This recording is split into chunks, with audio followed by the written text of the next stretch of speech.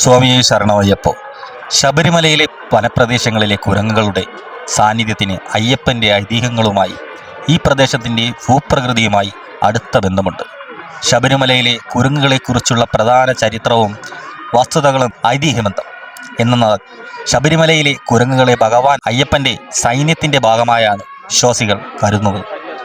പന്തള രാജകുമാരായിരുന്ന അയ്യപ്പൻ പുലിപ്പാലിനായി കാട്ടിലേക്ക് പോയപ്പോൾ വനദേവതമാരും വാനന്മാരും അദ്ദേഹത്തെ സഹായിച്ചുവെന്നാണ് പുരാണം. വനവാസകാലത്ത് സാന്നിധ്യം രാമായണ കാലത്ത് ശ്രീരാമൻ ശബരി എന്ന തപസ്വിനിയെ കാണാൻ പമ്പാതീരത്തെത്തിയതായും അവിടെ വാനരന്മാർ ഉണ്ടായിരുന്നതായും വിശ്വസിക്കപ്പെടുന്നു. പമ്പാ നദിക്കരയിലെയും നീലിമലയിലെയും വാനരപ്രദേശം പണ്ട് മുതലേ കുരങ്ങുകളുടെ സ്വാഭാവിക ആവാസ വ്യവസ്ഥയായിരുന്നു. ആവാസ വ്യവസ്ഥ പശ്ചിമഘട്ടത്തിലെ പെരിയാർ ടൈഗർ റിസർവിലെയാണ് ശബരിമല സ്ഥിതി ചെയ്യുന്നത്. വന്യജീവി സങ്കേതം ഇവിടെ സിംഹവാലൻ കുരങ്ങനും കരിങ്കുരങ്ങ്, നാടൻ കുരങ്ങ് എന്നീ 3 ഇനങ്ങളെ കാണാറുണ്ട്.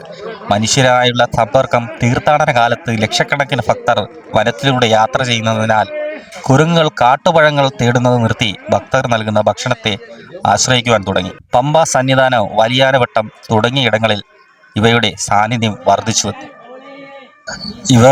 ഈ പറയുന്ന കുരങ്ങുകൾക്ക് ആഹാരം കൊടുക്കരുതെന്നുള്ള ബോർഡും കാര്യങ്ങളൊക്കെ അവിടുത്തെ ദേവസ്വം ബോർഡിൻ്റെ കീഴിലുള്ളവരും ഗവൺമെൻറ്റും അവിടെ വെച്ചിട്ടുണ്ട്.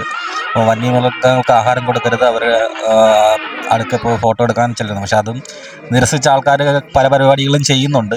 അപ്പോൾ അത് കൂടുതലായിട്ട് നമ്മൾ ഈ ഭക്ഷണവും കാര്യങ്ങളും കൊടുത്താൽ അവർ പുറത്തുനിന്ന് അകത്തോട്ട് കയറാൻ സാധ്യതയുണ്ട്. അതുകൊണ്ടാണ് കൂടുതലും അങ്ങനെ അവർ പറയപ്പെടുന്നത്. അപ്പോൾ നമുക്ക് മകരവിളക്കം ഒന്ന് കാണാം. ഓക്കെ.